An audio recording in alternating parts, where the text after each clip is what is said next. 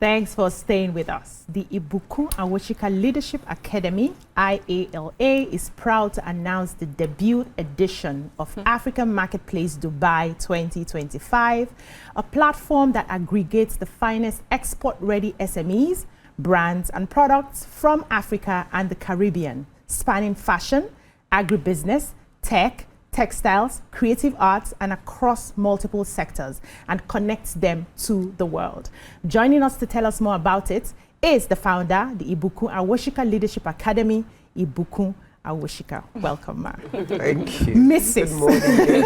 I was struggling, but I tried. I know you don't like titles. I don't worry You're about welcome. titles at all. African Marketplace. It sounds like a very huge project, and I'd like to know what inspired the idea behind it and what you intend to achieve with this project. Okay. Thank you, ladies. Well, glad to be back for the second time. Yeah. Okay, so to be honest, I think I've been an entrepreneur for over 36 years now, having started in my 20s. So I've lived the life of what any SME is going through right now. I know the issues, I've worked through it. And in the last 3 years, I've just been incredibly burdened by the fact that considering how many SMEs we're developing across the continent. I've had the opportunity to work as a finale judge with the Jack Ma Foundation for the African Business Heroes for the last 6 years. And every year they're like 20-something. I think this year there are over 31,000 applicants already for the 2025 edition. It shows you the number of people that are innovatively creating solutions as enterprise for the continent. Now, the challenge is, with over 90% of our productive sector in SMEs, and them not having the size and the scale to be able to develop global markets themselves, and our countries having such huge needs to diversify our economy, to sell internationally so we can earn the foreign exchange that we need that impacts our economies like that.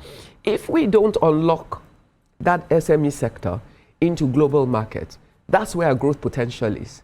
We can't achieve a lot of what we're doing. So individually, they don't have the capacity. However, by creating an aggregated platform, you create like a mother platform that carries in bulk the brands from Africa and the Caribbean. Why the Caribbean?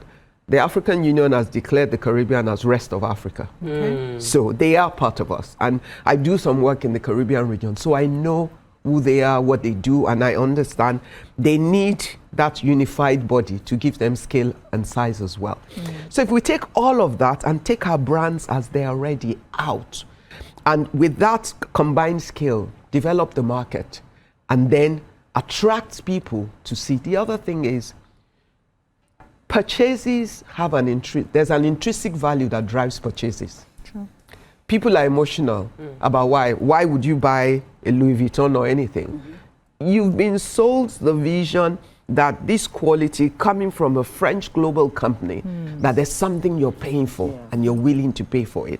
Now, do we have that kind of intrinsic value with our own brands that would help us to command brand? We don't. Ask the average person, what is the vision of Africa they have? A child with flies that's hungry, a woman with a child on her back carrying a basket.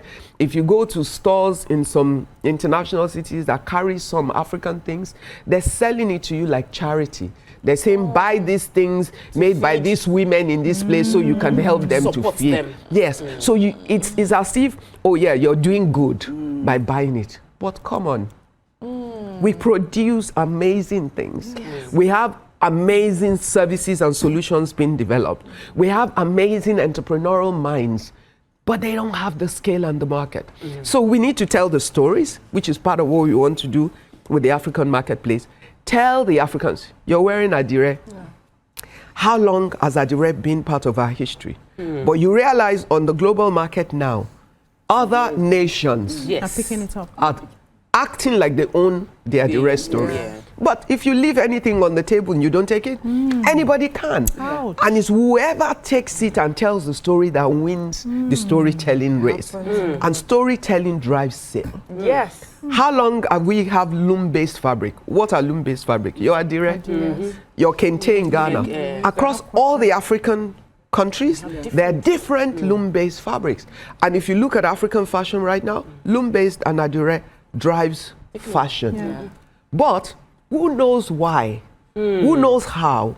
Who knows how long we've been doing it? Who knows the history of what we've been doing enough for them to appreciate it in fashion, to pay the price for it? But that's just one side, because the African marketplace is agnostic. It's not any sector. It's sector agnostic. It's not driven by any particular one. We want to see everything that we're market ready with that bubbles up and create an opportunity for us to showcase them to the world, to attract investment, to open markets, to drive trade favorably, on our side, to create jobs, because as the businesses grow, then we're creating jobs behind them, and that helps our multitude of youthful population that we have across the continent.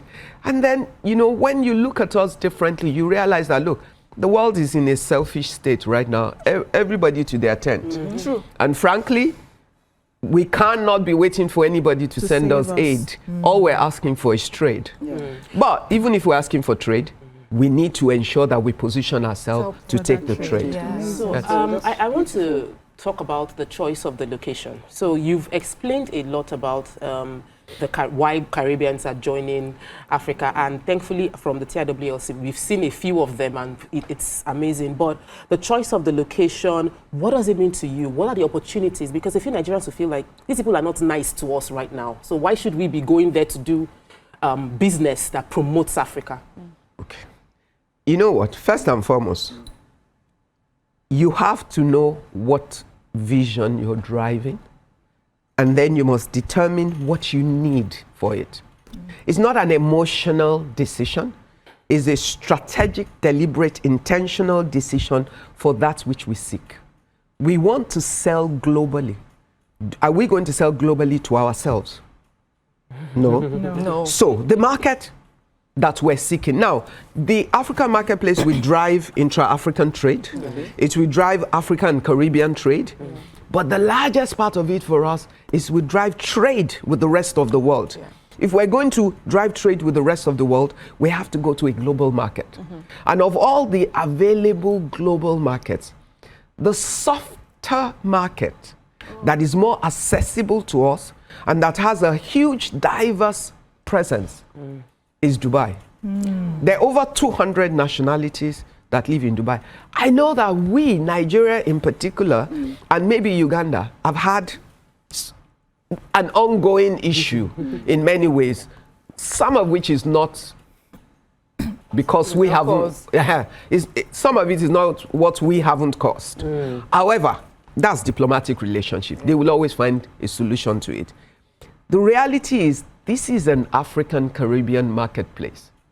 95% of African and Caribbean countries can get in and out of Dubai without the same challenges that we have. Yes, so you have to first get the statistics. On the other hand is, like you've been to the TIWLC, this year alone, we got about 410 visas for Nigerians from everywhere. Because you see, what you forget is when there's a challenge with Nigeria and any country, as long as you're traveling with a Nigerian passport, it doesn't matter where you have residency. It applies to you as well. But on the other hand, their objective in identifying what the goal is. So they've always supported us to ensure that those who need to get to the conference get the visa to get there. So we're not that worried about that because first we know that the largest part of our focus group don't have that problem. Two, we know that even for us, and I'm Nigerian, so this is key, my key market. And for us, they always support in every way that they can. So I'm sure we'll find a solution around it that helps us. We'll take a short break now. When we come back, we'll continue the conversation. Stay with us.